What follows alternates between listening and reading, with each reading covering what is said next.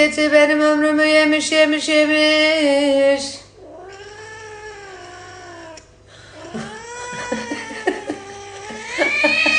I used to sing him a special song to calm him down. It was our little ritual, our unspoken promise that no matter how hard things got, I would always be there for him. But one day, I guess I sang the wrong song. And Azim, oh, he was furious. Azim is my little goat. Well, not really. He's a cat, but in my heart, he's as stubborn and as determined as a little goat. When I first got him, he was so sick, so fragile. I wasn't sure he would make it. And yet, the only thing that seemed to bring him any comfort was this one song I sang.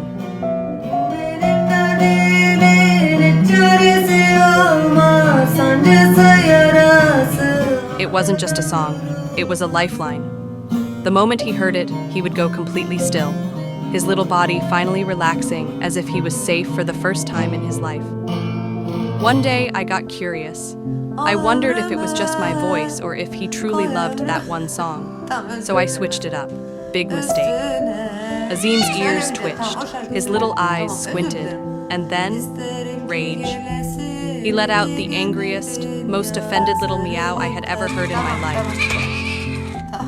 He swatted at me, turned his back dramatically, and refused to look at me for the rest of the night. So, from that day forward, we had a rule. No improvising. Azim had a playlist, and we stuck to it.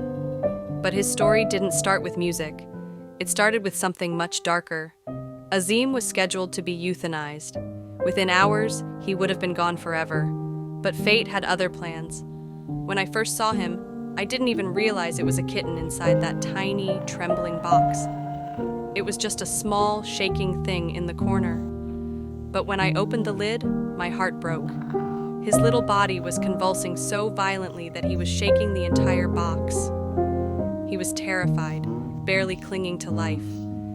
And in that moment, I knew I couldn't walk away. I had to do something. He wouldn't eat. He wouldn't drink. He was so weak, so defeated, that he didn't even fight.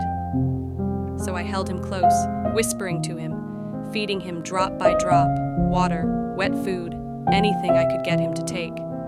And then, it happened. The first bit of food slid down his tiny throat. He swallowed, and I broke. Tears streamed down my face as I watched him take that first step toward survival. He cried, and I cried, because we both knew this was the turning point. Clinic after clinic told me the same thing. He won't survive. The trauma is too severe. You should consider putting him to sleep. But how do you give up on someone who is still fighting? How do you say, it's over, when they're holding on with everything they have? So I didn't. I refused to give up on him. And Azim? He refused to give up too. The seizures didn't stop. Sometimes he had 6 in just 1 hour. Each time my heart shattered a little more. But each time I held him close, I sang to him, and somehow he made it through. Days turned into weeks, weeks turned into months, and against every odd, Azim survived. 3 years later, he is still here. He is still partially disabled. He still has his battles, but he is alive. He is happy, and every single day I remind him, he is loved. I dedicated my life to him and to others like him, because no animal should ever feel like they are disposable. And as long as I am here, I will keep fighting. I will keep singing his favorite song, the one that calms him down, and I will never, ever stop believing in him.